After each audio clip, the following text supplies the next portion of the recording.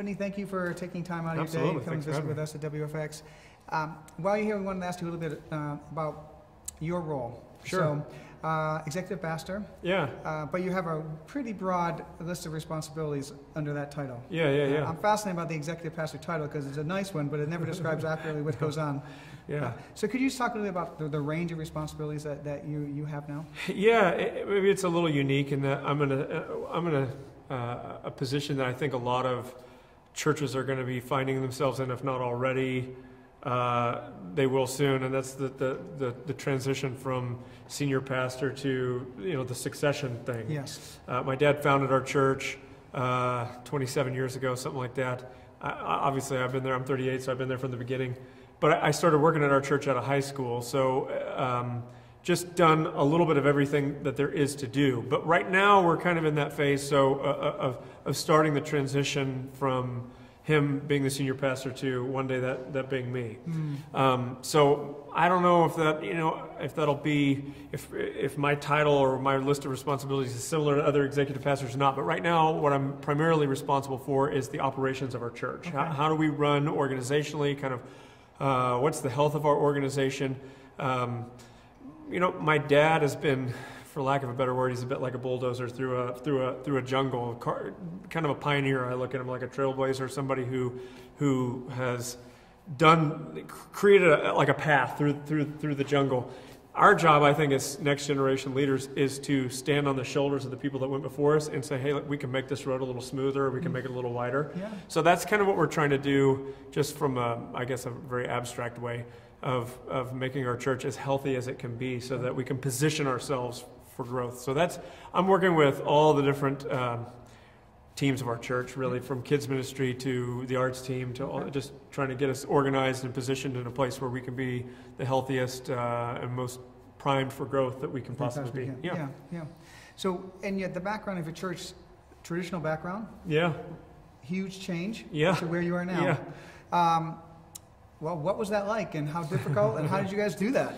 Yeah, it was fun. It was long. It was, a lot of people see where we're at now, and sometimes we show videos of what it used to be and where it is. The process happened so slowly and over a lot of years, but it came from my dad years ago feeling like, and actually when he first got into ministry, had been around guys that were a generation older than him and saw how at the twilight of their ministry, they were struggling, really failing to connect with the next generation. And these were world-class leaders, and he just kind of wrote it down in the back of his mind, if you will, just like, hey, that happened to them, that could happen to me. And so we'd had all kinds of success as a church, really grown quickly, done a lot of things, but somewhere in the early 2000s, he began to just realize this is starting to happen. I can feel it coming. Okay. It's not here yet, but it's starting to happen. And so we just started looking around at other churches that weren't necessarily in our category, if you will, but just churches who had a heart for reaching their community, had a heart for getting outside their walls and all of that. And so we just started this transition. It's not really a transition from being a church that wears suits and ties to one that uses lights and smoke and all that, but it's a church that is willing to leverage whatever technology, whatever is necessary, whatever is available to us to reach people. And so over the last 10 years, that's really what we've done. And our church, in a lot of ways, doesn't look anything like it used to. But it's been all for the better. There were a lot of people who didn't like it initially. A lot of people left over the deal. But a lot of that's just been, you get replaced with people who are coming in. And the stories that we're getting now, in fact, just this week, some of the stories that are pouring in of just people being baptized, lives being changed. We're seeing a lot of the fruit of it, and so it's been a tough journey, but one that's well worth it. Yeah, it's interesting. You had a phrase that you not a church that it's your church has a lot of, I guess, recognition for the technological approach. Yeah. But it's interesting that that's not where your emphasis is. It's really the culture behind that, which doesn't get played much, I would say. No, that's the right term. That's exactly right. I've experienced this personally, visited other churches. What we assume, and I think a lot of people in ministry assume that if you change the wrapping paper on the outside of the package, that's enough. But people aren't stupid. They know that just because you put, lights and haze in the room and all that kind of stuff, that it doesn't mean, relevant. What's relevant is what's being said. What's relevant is somebody loves me here. What's relevant is the message that you have. The reason that we feel like we do all the technical stuff is because we believe that beauty is a clue for God, that if there is no God, then the things we see as beautiful mean nothing. They're just chemical responses in our brain.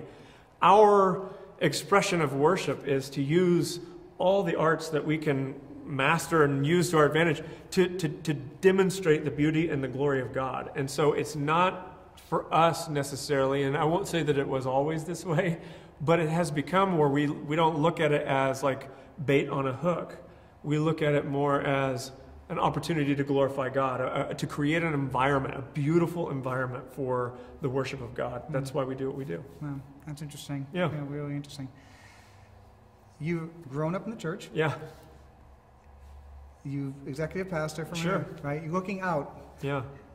Where are you going to continue to grow professionally? Two-part. How do you continue to grow professionally? And how do you balance that demand with trying to stay grounded and healthy from a spiritual standpoint and not working 80 hours a week? Yeah.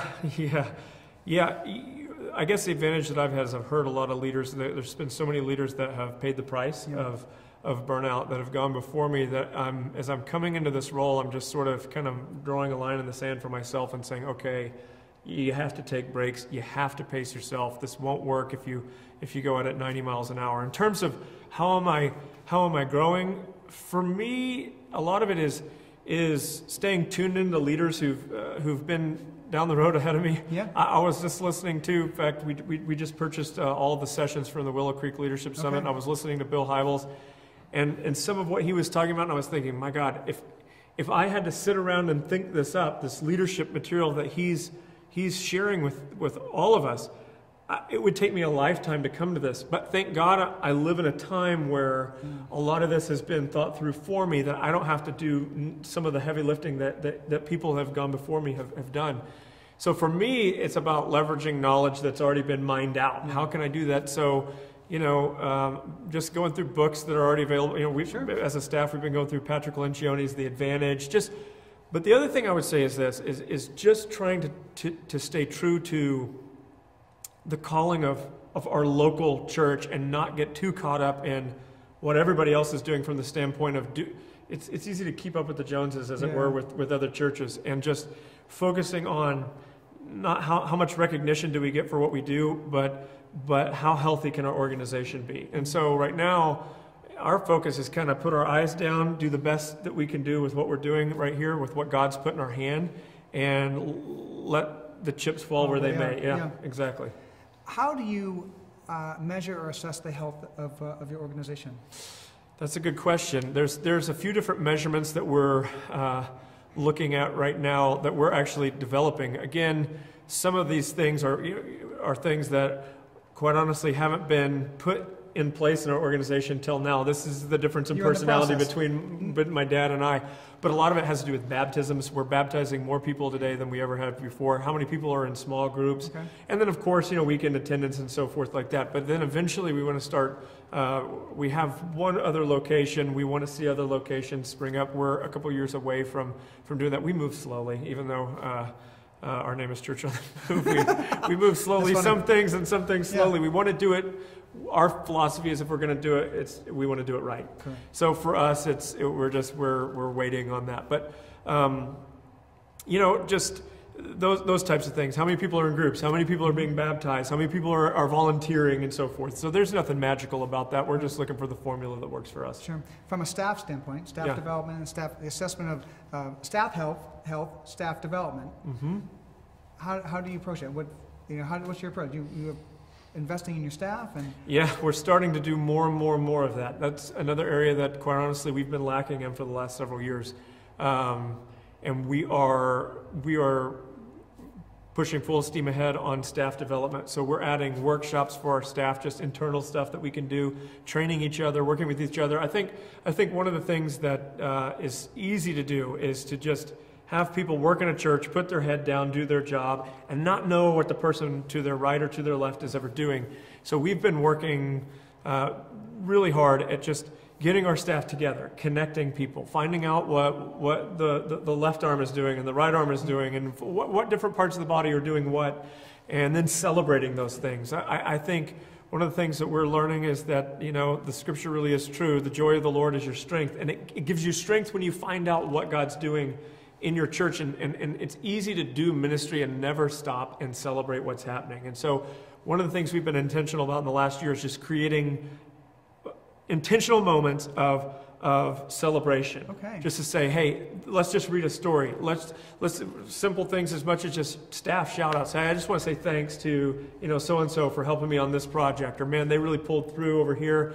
Let's give a big, round of applause to these guys for just a job well done. Stuff like that sounds so simple. I think that a lot of leaders overlook it, but it adds so much to an organization because a lot of people do their job every week and feel like they go unnoticed. I think that's very true. We hear that quite a bit. Yeah. Quite a bit.